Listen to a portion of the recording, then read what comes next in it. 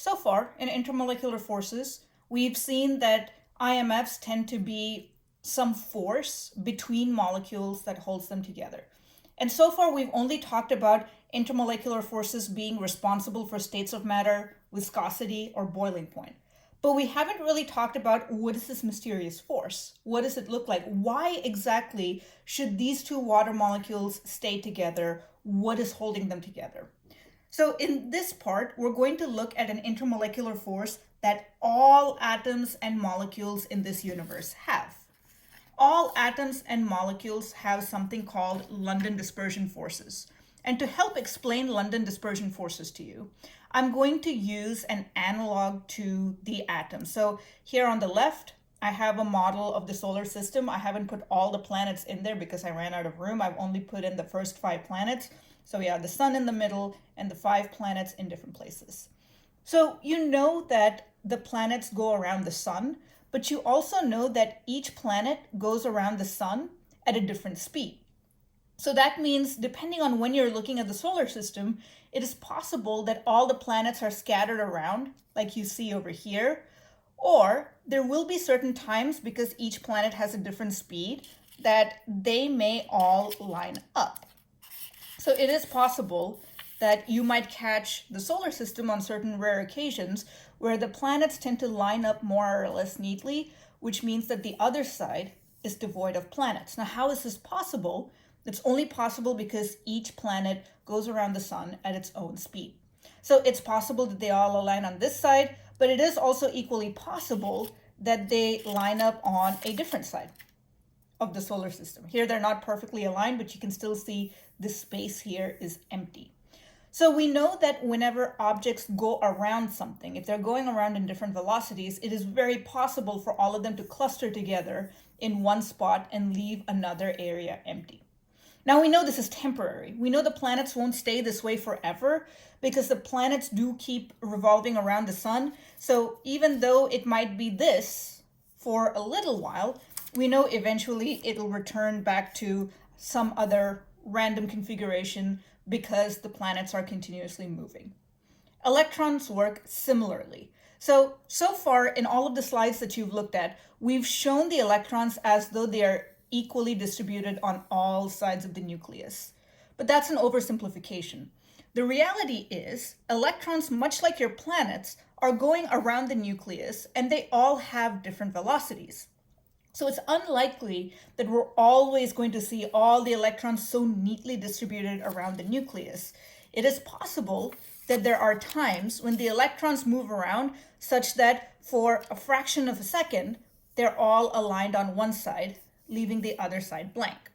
Now, when this happens, it's similar to what happens in our solar system model, where all of the planets might have aligned on one side. The difference is planets don't have charges. They're all neutral. Electrons, on the other hand, have charges. So if all of your electrons end up lining up on one side, then that side ends up becoming partially negative. But it doesn't stay partially negative because we know these electrons are always moving around. So when we say it's partially negative, we say it's temporarily partially negative. So that's why I put a temp over there, temp for temporary. So temporarily, this side of the atom has a negative charge because all of the electrons are ganging up on one side. But then if you look at this side, the nucleus is completely exposed.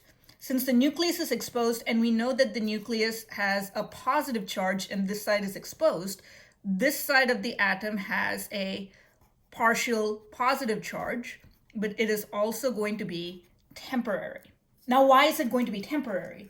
It's going to be temporary because these electrons are going around and around the atom. So after a while, it is possible that as these electrons are moving around, they go back to their original state of they're more or less evenly distributed around. Or they could all be on one side, but only for a fraction of a second. But it's also possible that they align on a different side of the atom. So if they are aligned on a different side of the atom, now this side ends up becoming partially negative. My apologies. This side will be partially negative because it has all of the electrons. This side becomes partially positive because the nucleus is exposed. So take a look at these two different scenarios. These are the same atom, but note how in one example, our negative ended up on this side, our positive ended up on this side, but in the other example, as these electrons are moving around, they cause a different side to become negative versus positive. So this is called a London dispersion force. And what we mean by that is, think of the word dispersion. The word dispersion means something is dispersed, which means something is distributed. So think about, why did this negative charge occur here? Or why did this negative charge occur here? It occurred because the electrons dispersed on this side of the atom, or they dispersed on this side of the atom. The term London refers to the scientist, not the name of the city. There was a scientist, his last name was London. He's the one who discovered this. Don't much care whether or not you remember the scientist's name. I care more that you should remember that these are dispersion forces, which means a negative or a partial positive charge can be caused in any atom or molecule if the electrons arrange on one side or another. And this is temporary because electrons are constantly moving, which means they can move back to completely erase this. So London dispersion forces form what we call temporary dipoles. So let's look at the word dipole and see what does it mean. So dipole, you can split it into two, di and pole. Di means two, pole means, well, poles. And in the last class, we learned what poles are. They're two opposite things. For example, magnets have a north and a south pole.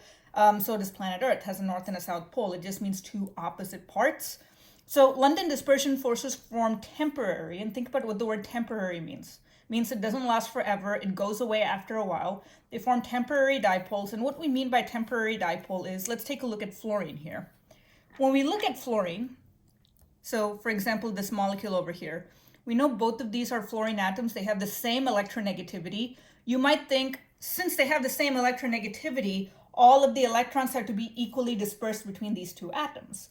But we know electrons act a lot like planets in that they move around at different speeds. So it is possible that in this fluorine molecule, we might come across it at a time where most of the electrons are gathered here on the left-hand side. If that happens, then this side ends up getting a temporary negative charge, and we call that a pole. That's the negative pole. And this side has a temporary positive charge since the nucleus is exposed, and we call that a pole. So this is a dipole since it has two poles. And each pole is different. One is negative and one is positive. And it's temporary because in the very next moment, it's possible that these set of electrons could move to the other side. So if they move to the other side, notice how the poles have switched. This side has now become negative. This side has now become positive. It's still two poles. It's still a dipole, but I'm still calling it a temporary dipole because it is also possible that those electrons after a while evenly distribute themselves for a little while, in which case now there are no poles. So temporary dipoles are formed with London dispersion forces where our electrons are moving around the molecule so fast that they will suddenly cause a negative charge on one side and then flip over to the other side, but sometimes they may cause no charges at all. Okay, so how does this help bring molecules together? How can I get this fluorine molecule to attract this fluorine molecule to form a liquid? Because we need to form intermolecular forces, and these are temporary dipoles. What is going to happen with them that would bring these two together? Remember that positive and negative charges attract.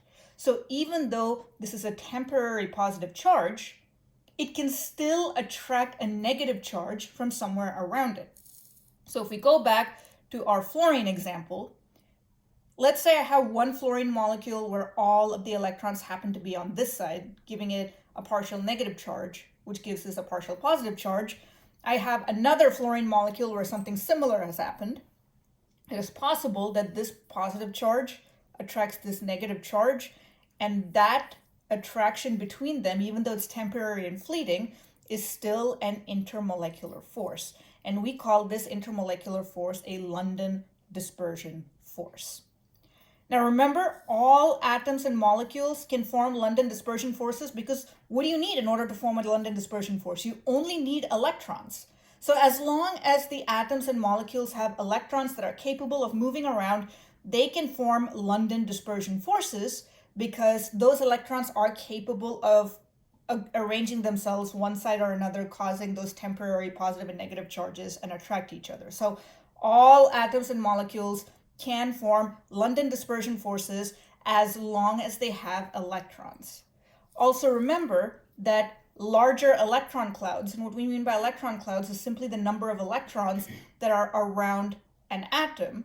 Larger electron clouds cause stronger London dispersion forces, which means fluorine has a certain London dispersion force, but if I instead had two bromine atoms, which have far more electrons, they would form a stronger London dispersion force out of it because they have more electrons that can accumulate on one side, causing a stronger partial negative and a stronger partial positive.